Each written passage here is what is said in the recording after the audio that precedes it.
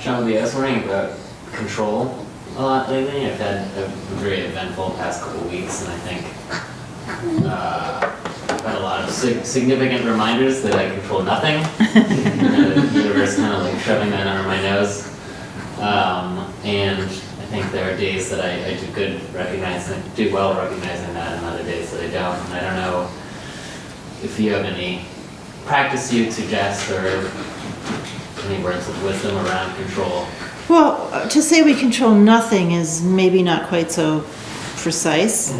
We're in an infinite mandala of energy and wisdom, but we are an aspect of that mandala. So although we don't control much, we do make choices and we do have freedom. And in that sense, we don't know what the outcome will be of our activity, but we can do our best. So the advice, whether we're in a period of time in our lives when things feel more out of our hands or more in our hands, because there's also no evenness to that process.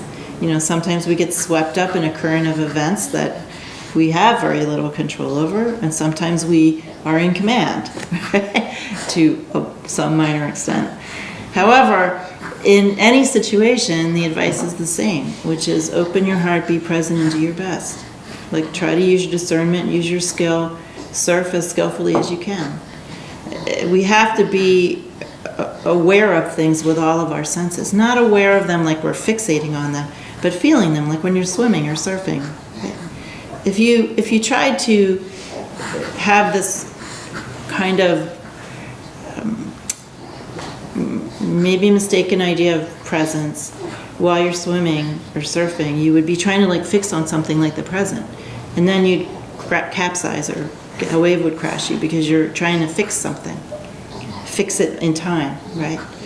But when you're surfing or swimming, you're actually always adapting. It's like a continuous process of adaptation, and all of your senses have to be involved. So that's the best advice for any circumstance, whether you have a lot of control or a little, is to use your senses, use your discernment, use your skill, stick to your sense of inner goodness, and adapt. Sometimes our choices in a situation are great, sometimes they're limited. As one of the tools we use in our tradition says, sometimes the best thing you can do is, make your prison comfortable. Other times, other times you have, bigger choices to make. But whatever, there's always something you can do to adapt skillfully to a situation in a way that comports with your inner sense of value and goodness. Yeah.